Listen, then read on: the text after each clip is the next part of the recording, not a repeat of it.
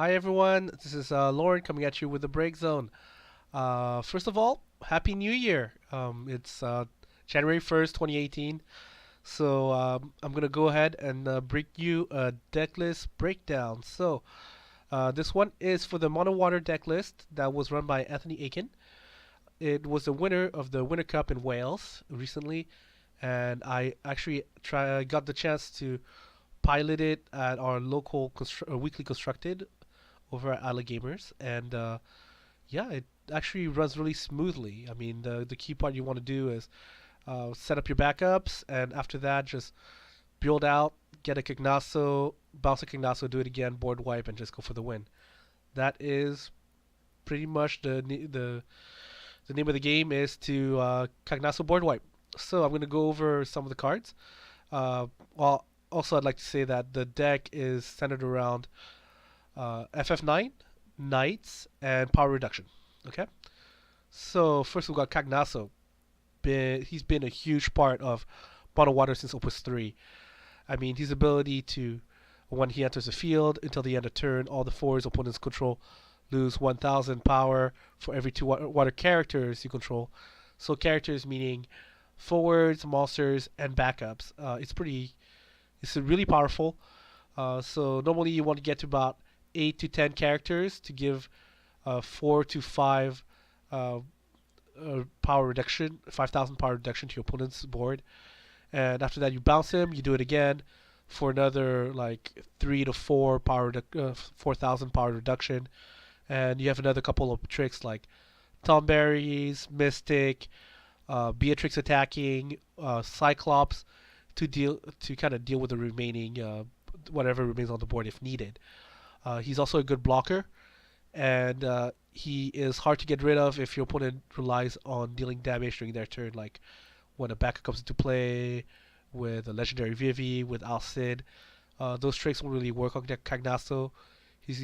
He would need to be dealt with on your turn, so with an ability that can be played during the opposing turn, or with summons that deal more than 5,000 damage. And hopefully there's no Cecil or Midwin play because this deck plays both. So yeah, he's an integral part of this deck, and that's why he's a 3 of. Now we move on to Steiner. He's a new card from Opus 4. He pushed this deck forward. He definitely improved it quite a bit. Uh, so one of the problems this deck has is that it wants to set up its backups and then go for forwards and then do the Cognasso board wipe. It's not. Its forwards aren't always huge. They aren't always really big and beefy, but they can be. Steiner and Beatrix can both be pretty beefy, but for the most part, you go for that Cognasso. And so this deck has issues with early aggro. I mean, fire ice or ice fire, whichever direction you want to really put it, really hurts it. I mean, we're talking about first or Genesis or like Celis, Lock, Belias Goblin, all that stuff, and attacking your hand while you're trying to set up backups is going to hurt you. And Steiner kind of helps you get back in the game. That first ability is actually quite relevant when you're fighting against uh, aggressive players. So when he enters the field, if you receive 3 points of damage or more, 3 points of damage or more, draw a card. It actually comes in really handy. The second ability actually comes in really handy with the Opus 2 5 CP Legendary Cecil. Don't want active water forward other than Steiner to give Steiner 1,000 power until plus 1,000 power until end of turn. Uh, really helps Cecil keep your legendary Cecil alive. Get that power boost to all your forwards, and get that immunity from damage. Steiner is a knight also to keep in mind, so he works really well with the knight part of the package that is a part of this deck. Beatrix works also really well with Steiner. 3 drop, 7k. If you control a card named Steiner, Beatrix gains 1,000 power, and Beatrix doesn't receive any damage from opponent's abilities. When Beatrix attacks, all the forwards opponents control lose 1,000 power until end of turn. So, um, she synergizes really well with most of this deck. She's FF9, she works with Steiner, she's a knight, and she does power reduction, so she is definitely a big part of this deck. 3 drop hypothetical 8 up to 11k because we count the Ovelia giving your knights plus 1000, Waka giving your water force plus 1000, Cecil giving your forwards plus 1000, as well as Steiner giving her 1000. So she can be pretty big, and plus minus 1000 power to your opponent's forwards is it really helps actually. Uh, Cecil. So for those not familiar with him, his biggest drawback is that he must block. So usually you play him and you're like, oh hey, my guys are plus 1000, and then they swing back with a party attack. It's like, oh hey, Cecil must block. Oh crap. So Steiner helps you get around that and keep him alive. The challenge was always, how do I keep my Cecil alive? You play him, he boosts everyone, he's great. He doesn't receive any damage from some of his abilities. All your forwards, other than Cecil, you control, gain plus 1000 power and don't receive damage from some of the abilities. That helps against chip damage of fire, lightning, and even possibly like what's it called, wind. So even Cactuar won't kill your guys anymore. So it's really helpful. It's a really big part of this deck. And the Cecil must block part is, if you have Steiner in play, is not that relevant.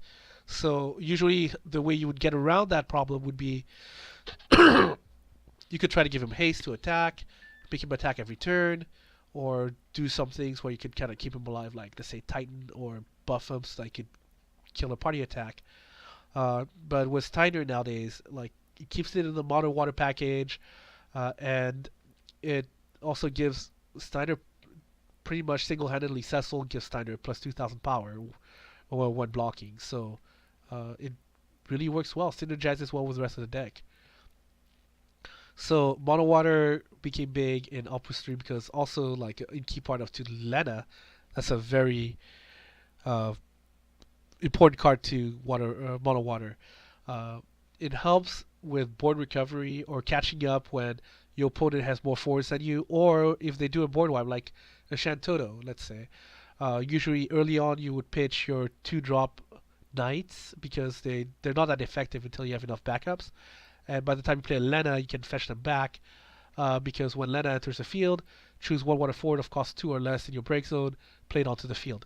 Her special Arise can be useful at times, but I've hardly ever gotten to use it. This deck runs 2 copy of her, so you might, in the off chance, be able to use it. Keep in mind you can only use it during your turn, so for the most part you can't do any back attack shenanigans like doing your. You would have to give your creatures haste, your forwards haste, which this deck does not. And it doesn't work on light or dark, so don't try to do that on your Zidane or your Emperor. So for the most part, Lena would come in at 8,000 power if you have the backup Waka, and she usually would bring a Knight into play because Knight is, I believe, the only 2-drop water forward that you have in your deck, in this deck. So for each backup you control, Knight gains plus 1,000 power. So usually you want to get to 5 backups, including the Opus 1 plus 1,000 power Waka. Effectively, that would make Knight a 9,000 power 2-drop, or comes in with Lena as Lena being 8,000 and Knight being 9,000. So really big on the board recovery.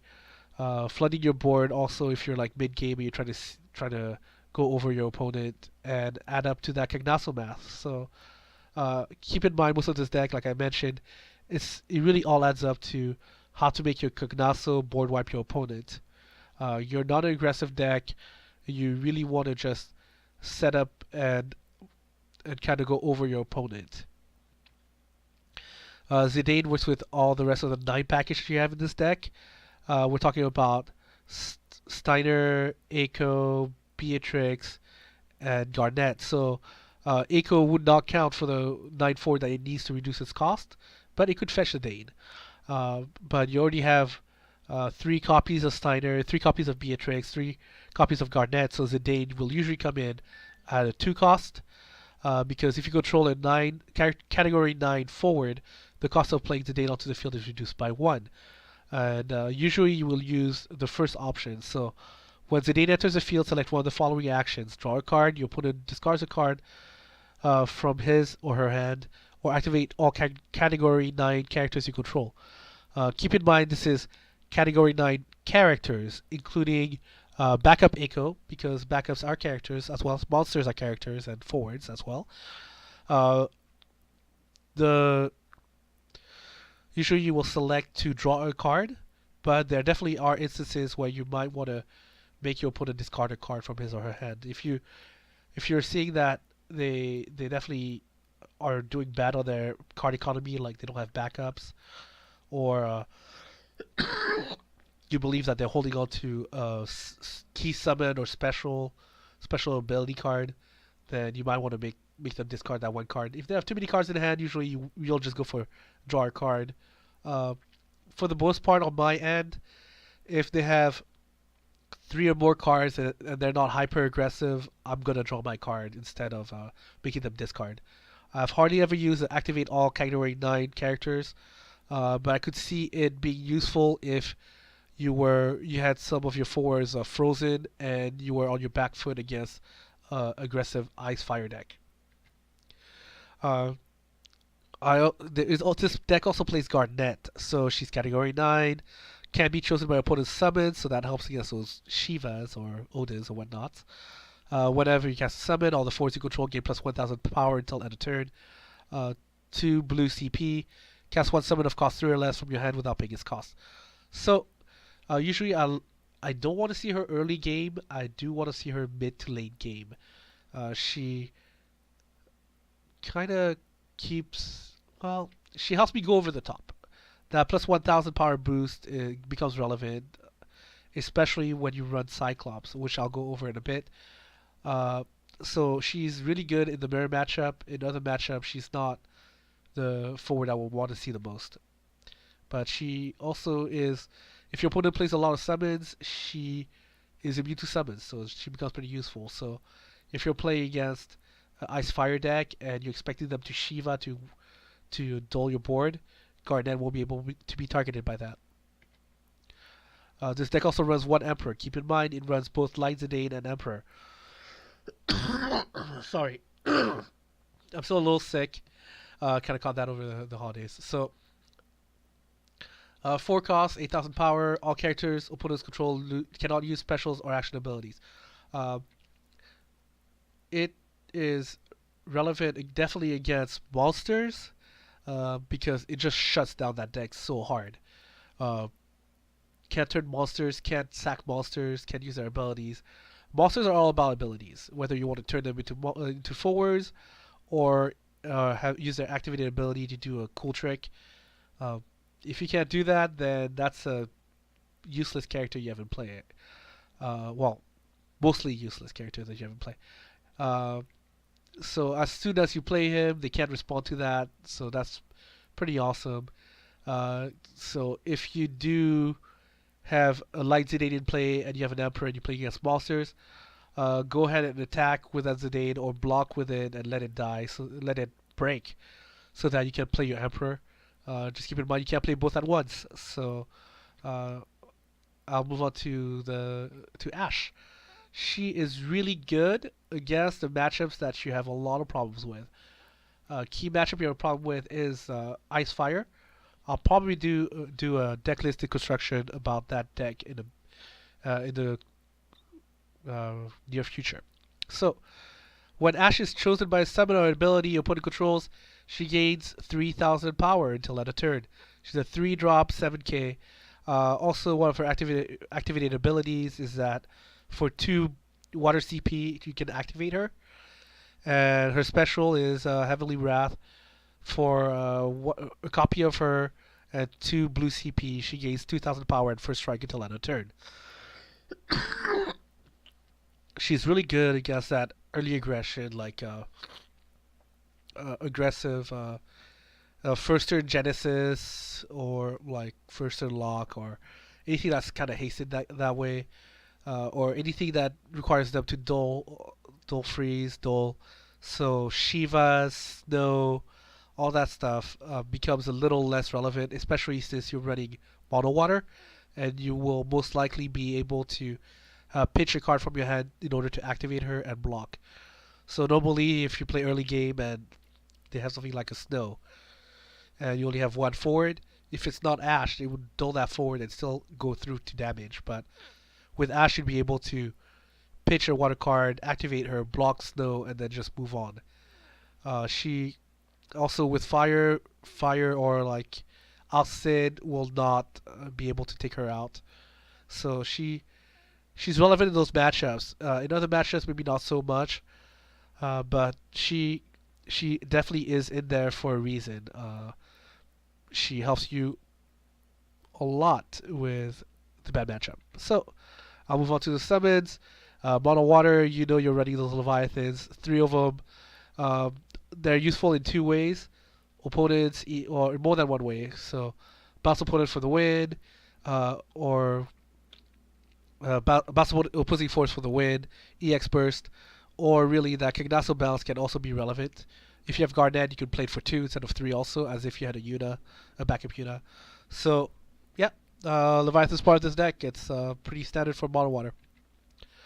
Cyclops. So, it's a lightning card. Uh, there's only one way to play it in this deck. It's to use the Garnet ability in order to play it. But when you do that, it's effectively a 4,000 power swing. Plus 1,000 to all your guys, minus 3,000 to all your opposing forwards. Uh, yeah, you use that in conjunction with Cognasso, and that becomes very relevant. I mean, I mentioned the deck themes for this deck were FF9, Knights, and power reduction, so this goes hand in hand with that. Scholar helps you with that Cognasso math. So early game, two drop CP that breaks itself and is relevant for mid to late game. You've got Scholar, great card. Three copies of it. So normally what happens is you play it early game, Scholar, and by mid to late game when you have enough water characters, you play Cognasso, break your Scholar, and play Cognasso again and board wipe your opposing field. So she's a key part of this deck. Mystic, as he goes along with the theme of power reduction. Put Mystic 2-drop also. Put Mystic into the break zone, choose 1/4, it loses 1,000 power till the end of turn. So sometimes with Cognasso, if you do it with 8 characters in play, 8 or 9 characters in play, then it'll deal like minus 4,000, and then you do it again by bringing a Scholar, you might be at like 6 or 7 characters in play. And at that point, anything that's 8,000 or higher, well, that's 8,000 would actually survive. With Mystic, you'd be able to break that, and if you had more character forwards, like if you did it with you played your Cognasso with 10 water characters, pop your Scholar, and played it again with 8 characters in play, then you would deal what 9,000, and then with Mystic it'd be 10,000. So there's a lot of math involved. I'm not going to go through all of it. It's going to sound super confusing, but play this deck and you'll start counting how many water forwards you have in play pretty often. Like you'll hold on to your Cognasso. Don't play it early unless you have to. You want to be able to use it to play it twice in one turn if possible. So you could go for the board wipe and the heavy damage, heavy swing in one turn. And the fact that you keep your board and they lose theirs puts them really on the back foot afterwards. And having a Beatrix be on the offensive at like a 10 or 11,000 power is very relevant because it also reduces your opposing of force by power by 1,000. So you start bashing in after you do the double Cognasso. Ovelia works with the Knights package. So Steiner and Beatrix get plus 1,000. So and she's a 2-drop. Merweb. Well, the Opus 4 one is really good. Yeah, that's what I'll say. So when Merweb enters the field, you may search for 1 water forward and add it to your hand. Usually I'll go fetch a either Cecil or Steiner because that's the cards I really want to see in play. uh, and they work really well together. Or if I have both of them already, just go for that, Beatrix or Garnet. Like you could just it's mono water. You get your forward without whatever water forward you want. That's really a flexible card and really good. And Waka. So mirror matchup or otherwise, you're playing mono water. If you're playing a monocolor, you should be playing 2 to 3 copies of the plus 1,000 power to your forwards from +1. In this case, playing mono water, so even more relevant in the mirror match, especially in mirror matches. The plus 1,000 power is very relevant in mirror matches, which I expect to see a lot of mono water mirror matches in the near future, either uh, fire ice or mono water.